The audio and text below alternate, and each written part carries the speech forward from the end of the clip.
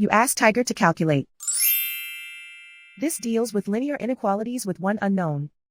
The final result is x greater than -9. Let's solve it step by step. Group all constants on the right side of the inequality. Subtract 3 from both sides.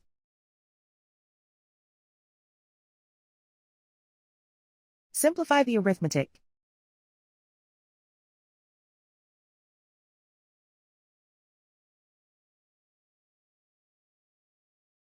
Isolate the x. Divide both sides by 5.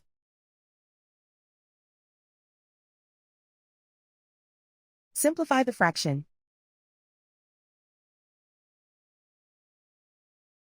Find the greatest common factor of the numerator and denominator.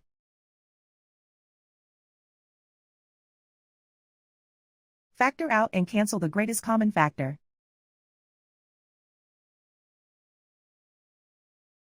Plot the solution on a coordinate grid. And so the final result is x greater than -9.